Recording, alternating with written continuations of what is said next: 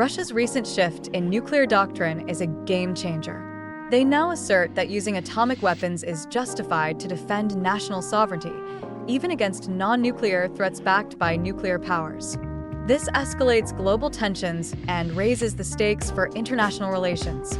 Imagine a scenario where a conventional conflict could spiral into a nuclear confrontation, all because of perceived threats. It's a chilling reminder of how fragile our world can be. As nations navigate this new landscape, the implications for diplomacy and security are profound. How do we ensure stability when the rules of engagement are shifting so dramatically? The decree had been in the works for a while, but it's fascinating how timing plays a crucial role in geopolitics.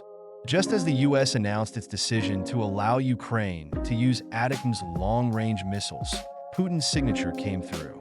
This move not only escalates tensions, but also shifts the balance of power in the region. Imagine the implications. Ukraine gaining the capability to strike deeper into Russian territory, potentially changing the dynamics of the conflict. It's a game of chess on a global scale, where every move counts, and the stakes have never been higher. Joe Biden's recent decision in response to North Korean troops in the Kursk region raises significant concerns. It's a bold move, reflecting the urgency of the situation. The presence of these troops is not just a regional issue, it's a global one that could shift power dynamics. Biden's signature on this response signals a commitment to defending our allies and maintaining stability. It's a reminder that in geopolitics, every action has a reaction, and we must stay vigilant. The stakes are high, and the world is watching closely. The war's progress weighs heavily on our minds, but it's fascinating how it intertwines with the excitement of a new presidency. We're witnessing a pivotal moment in history where leadership can shift not just policies, but the very course of conflict. As the new administration takes the helm, there's a palpable tension. Will they prioritize diplomacy or escalate military involvement? The stakes are high, and every decision made in the Oval Office ripples across the globe. It's a time of uncertainty, but also a chance for hope and change.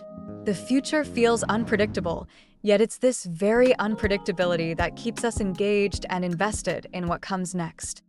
For over 1,000 days, this conflict has woven a complex tapestry of emotions and unspoken truths. Each day, the weight of silence grows heavier as the ambiguities linger in the air. We see families torn apart, dreams shattered, and yet the unsaid remains powerful. It's in the quiet moments, the shared glances, where the real stories lie. The pain, the hope, the longing for resolution. These are the threads that connect us all. By bringing these hidden narratives into the light, we challenge the status quo and ignite conversations that demand to be heard. Only then can we begin to unravel the complexities and seek a path toward understanding and peace. As soon as the US veto was lifted, the Ukrainians wasted no time, launching 5 ATACMS into the Bryansk region of Russia. This move marks a significant escalation in the conflict, showcasing Ukraine's growing military capabilities. The ATACMS, known for their precision and range, are a game changer on the battlefield. With this strike, Ukraine sends a clear message. They're ready to push back against aggression and reclaim their territory. The geopolitical landscape is shifting rapidly, and the implications of this action could ripple far beyond the region. It's a bold statement that underscores the urgency and intensity of the ongoing struggle. The recent developments in global defense highlight a crucial reality. Without advanced weapon systems and skilled Western technicians, many nations would struggle to respond effectively to threats. Josep Borrell, the EU's High Commissioner for Defense, emphasized this point, underscoring how preparedness is key. It's not just about having the right tools, it's about having the expertise to wield them. This synergy between technology and training is what empowers nations to act decisively in times of crisis. As we navigate these complex geopolitical landscapes, it's clear that readiness is not just an option, it's a necessity. When it comes to missile authorizations, Borrell's comments are eye-opening. He pointed out that some EU member states are already taking action, while others are quietly following suit. This raises an important question. Why aren't all EU countries stepping up? The US has set a precedent. and it seems like a call to arms for Europe to unify its defense strategy. If we want to ensure security and stability, collaboration is key. The world is watching, and it's time for Europe to take a stand and show that it can match the US in commitment and resolve. Chancellor Scholz's recent outreach to Putin after 2 years of silence raises eyebrows. Why now? It's likely a calculated move, balancing domestic pressures and international dynamics. With Ukraine's need for advanced weaponry intensifying, Scholz faces criticism for withholding Taurus missiles. Engaging with Putin could be a strategic attempt to gauge Russia's intentions and perhaps negotiate a more stable front. It's a risky game, showing strength while navigating the complex web of alliances. In politics, every conversation counts, especially when lives are at stake. The Kremlin's response to the latest Ukrainian attack was strikingly muted. It's almost as if they're trying to downplay the situation, perhaps to project strength or maintain control over the narrative. This silence speaks volumes. While Ukraine continues to assert its resilience, the Kremlin seems caught between acknowledging the threat and avoiding escalation. It's a delicate dance of power where every word counts. This could be a strategic move to keep their options open, but it also raises questions about their confidence. Are they underestimating Ukraine, or are they simply biding their time? The geopolitical chess game continues, and the stakes have never been higher. It's fascinating how some people point fingers at NATO, claiming that only the alliance's skilled personnel can operate advanced weaponry. They argue that this expertise means NATO is the real aggressor against Russia. But let's unpack that. This perspective oversimplifies a complex geopolitical landscape. Blaming NATO ignores the broader context of military strategy and international relations. It's not just about who can pull the trigger, it's about the decisions made at the highest levels. The narrative shifts when we consider the motivations and actions of all parties involved. It's a chess game, not just a blame game. Every day, the reality in Ukraine is stark. Those missiles launched from Russia don't just target the front lines. They reach deep into the western regions, causing chaos and destruction. It's almost surreal how some seem indifferent, as if the suffering is just a distant echo. But for those living in the shadow of these attacks, it's a daily nightmare. Families are torn apart, lives are shattered, and yet, the world watches with a mix of disdain and disbelief. How can we stand by while this unfolds? The resilience of the Ukrainian people is remarkable, but they shouldn't have to bear this burden alone. Escalation looms over every decision we make, doesn't it? We all claim to want to avoid it. Yet here we are, watching those red lines shift further and further away. It's like a game of tug-of-war, where each side pulls harder, convinced they're standing their ground. But what happens when the stakes get too high? We risk losing sight of what we truly value. The irony is palpable. In our quest to avoid conflict, we often create the very scenario we dread. It's a delicate dance, balancing power and restraint, and every step forward feels like a step into the unknown. Military aid to Ukraine is abundant, yet it's wrapped in layers of conditions and restrictions. It's frustrating to see how this support, while generous, often feels like a double-edged sword. There's a palpable disappointment with the results on the ground. Progress is slow, and the anticipated breakthroughs remain elusive. Meanwhile, the sanctions against Russia, intended to cripple their economy, seem to have only fueled their resolve. It raises the question, are we truly helping Ukraine, or are we just prolonging a conflict with no clear end in sight? The stakes are high, and the path forward is anything but certain. Moscow has taken a striking turn, imposing limits that feel almost paradoxical. In a matter of weeks, the Kremlin has escalated its rhetoric around nuclear weapons, shifting its doctrine in a way that sends chills down the spine. This isn't just posturing. It's a calculated move to assert dominance and instill fear. By redefining the role of nuclear arms, Russia is signaling a readiness to use them in conflicts that might not have warranted such drastic measures before. It's a stark reminder of how quickly the landscape of global security can shift and how the stakes have never been higher. The shift in nuclear policy is striking. In the past, the use of an atomic bomb was strictly a last resort. only justified in response to a nuclear attack or threats involving weapons of mass destruction. Now, the landscape has changed dramatically. Countries are re-evaluating their stances, considering preemptive strikes and broader justifications for nuclear engagement. This evolution raises critical questions about global security and the ethical implications of such power. Are we moving towards a more dangerous world? Or is this a necessary adaptation to new threats?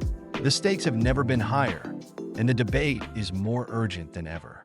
In 1995, Moscow made a pivotal commitment alongside other nuclear powers. They vowed not to use nuclear weapons against non-nuclear states that are part of the Nuclear Non-Proliferation Treaty. This was a significant step towards global security. Ukraine, having inherited Soviet nuclear weapons after the USSR's collapse, chose to disarm and respect these conditions. By giving up its nuclear arsenal, Ukraine aimed for peace and stability. Yet, this decision raises questions about trust and security in international relations, especially in light of recent events. How do nations balance disarmament with the need for protection? When we talk about escalation, the question looms large. Would Russia actually use atomic bombs in Ukraine? Many analysts argue that Putin's threats are just bluster, a way to intimidate without crossing the line. But consider the stakes. Tactical nuclear weapons could change the battlefield entirely. The fear is that if he feels cornered, he might see them as a viable option. The world has never been this close to nuclear conflict since the Cold War, and the unpredictability of leadership only adds to the tension. It's a high-stakes game of poker, and the chips are humanity's future. The Ukrainians are feeling the pressure as they watch the West's commitment waver. It's not just about military aid. It's about a shared belief in democracy and freedom. From the Baltics to Great Britain, European politicians are echoing these fears. They know that a disengagement could embolden aggressors and destabilize the entire region. The stakes are high. This isn't just a Ukrainian struggle. It's a fight for the values we all hold dear. If we turn our backs now, we risk losing not just Ukraine, but the very essence of what unites us in Europe. Poland is taking a proactive approach to national security, building shelters and preparing for potential threats. With tensions rising in Europe, they're not just sitting back, they're actively fortifying their defenses. What's particularly interesting is Poland's willingness to host U.S. nuclear weapons. This move signals a strong commitment to NATO and a desire for a robust deterrent against aggression. It's a calculated strategy that reflects Poland's cautious stance in a rapidly changing geopolitical landscape. By investing in both infrastructure and alliances, Poland is positioning itself as a key player in regional security. Sweden is taking a practical approach to safety by distributing leaflets with nuclear attack instructions to 5 million families. Imagine that. In a world where uncertainty looms, they're ensuring everyone knows what to do. These leaflets cover everything from finding shelter to emergency supplies. It's not just about fear, it's about preparedness.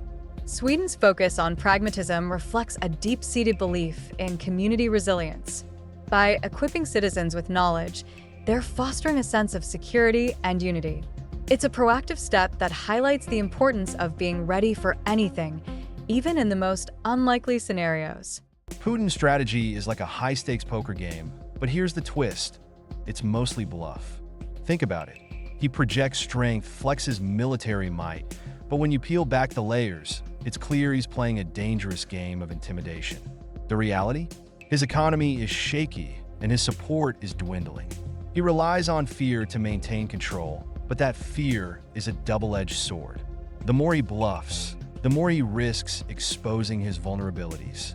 In the end, it's not just about the cards he holds, but how he plays them. And right now, the world is watching closely, ready to call his bluff. What do we do with that lingering 0.1%? You know, the part that keeps us up at night? It's the fear of failure, the nagging doubt that creeps in when we least expect it. We can plan, strategize, and prepare, but that tiny fraction can derail everything. It's like a shadow lurking behind every decision. The truth is we can't eliminate it. Instead, we learn to dance with it. Embrace the uncertainty. Let it fuel our creativity. That fear can be a powerful motivator, pushing us to innovate and adapt. So, Rather than letting it paralyze us, let's use it as a catalyst for growth. After all, it's in those moments of discomfort that we often find our greatest strengths. For the first time since 2022, a Gallup poll reveals that 52% of Ukrainians are now in favor of peace negotiations. This shift is significant, reflecting a deep desire for stability after years of conflict. The Kremlin is clearly taking note, hoping to leverage this sentiment to its advantage. But what does this mean for Ukraine's future? Are we witnessing a genuine call for peace? Or is it a strategic maneuver in a complex game of power? The stakes are high, and the implications could reshape the region. It's a pivotal moment that demands our attention. The ongoing war in Ukraine raises profound questions about its future. The Pope recently reminded us that God will ask for an account of the tears shed in Ukraine. This isn't just a statement. It's a call to reflect on the human cost of conflict. Each tear represents a story, a life disrupted, a family torn apart. As we consider the implications of a prolonged war, we must remember that the suffering extends beyond borders. The ripple effects touch us all, reminding us of our shared humanity. What will history say about our response to this crisis? The unknowns loom large, but our compassion can guide us through the darkness.